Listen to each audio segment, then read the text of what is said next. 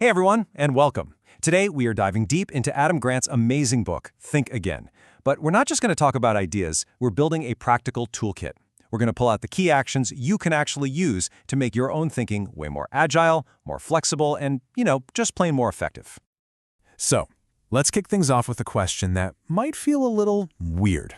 When was the last time you were genuinely happy to find out you were mistaken about something? Seriously, think about it. If you're coming up empty, don't worry, you are definitely not alone. But what if I told you that embracing being wrong is one of the most important skills you can have in this crazy, fast-changing world? Well, that's the big idea we're digging into today. All right, so where do you even start with something like this? Well, it begins with the toughest person any of us will ever have to convince ourselves, right? Before we can even dream of influencing anyone else, we've got to get a handle on our own minds. This first part is all about that, individual rethinking. This right here is the absolute foundational shift you have to make. See, most of us, we treat our opinions like they're these precious treasures we have to defend at all costs. But a scientist, they treat their opinions like hunches, like ideas that need to be tested. The real key is to separate your identity from your ideas. An opinion isn't you, it's just a hypothesis waiting for some data. Making that switch is what keeps you nimble.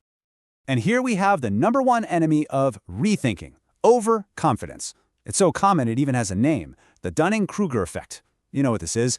It's that dangerous sweet spot where we know just enough to feel like an expert, but not nearly enough to realize how much we don't know. It's the ultimate trap that slams the door on learning before it even gets a chance to start. This is the difference that trips so many of us up. Confidence, that's a feeling. It's how you feel about your skills. Competence, on the other hand, is the reality. It's what you actually know and what you can do, and they are not the same thing. Look, the goal isn't to kill your confidence, not at all. It's about grounding it in reality. Just being able to say, hey, here's what I don't know, is the very first step toward real, genuine competence. Okay, imagine this for a second.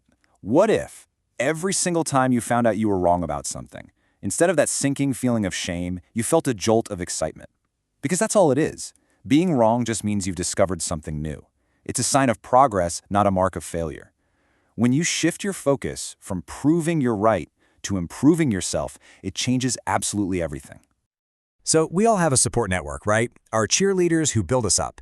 Adam Grant argues we also need a challenge network. And here's how you build one. First, you find your most thoughtful critics, not the mean ones, the smart ones. Then you actually ask them, invite them to poke holes in your logic. And then, and this is so important, you show them you actually value their pushback. You don't just put up with it, you seek it out. That's how you find your blind spots before they turn into real problems. Okay, so once we start getting our own minds in order, what about everyone else? How do we engage with other people? This next part is all about the subtle art of opening other people's minds without having to go to war.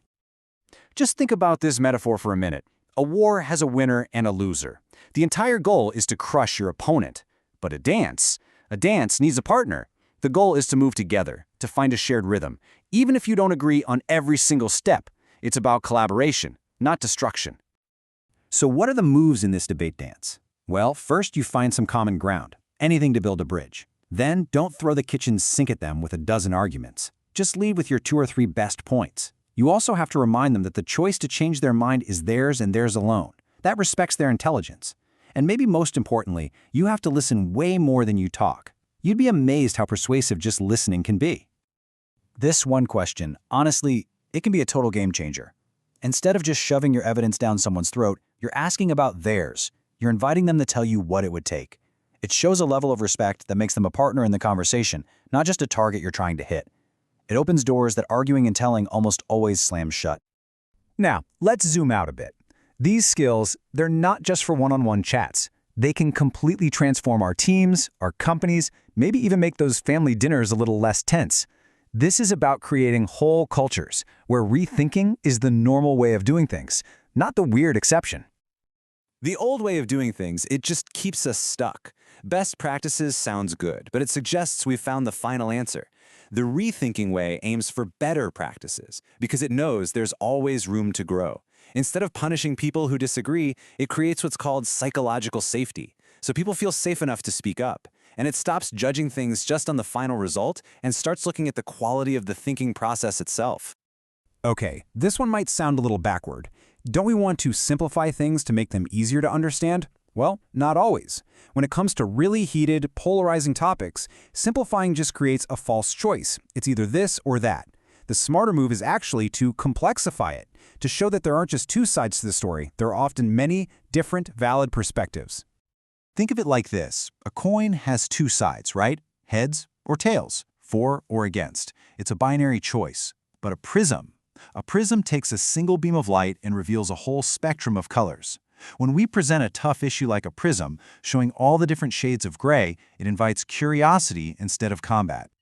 So we have covered a lot of ground here. We've gone from the inside of our own heads to our conversations with others, all the way out to our communities. Now it's time to bring it all home. Think of this last part as your first official rethinking mission, should you choose to accept it. Here is the single best way to turn all of this into a real habit. Rethinking isn't something that just happens by accident. It's a practice. Adam Grant himself actually schedules time every single week just for rethinking and unlearning. So, for real, put it on your calendar. Protect that time. Make it a deliberate part of your week. And just so we're clear that this isn't only for life's biggest questions, Grant tells this great, humbling story.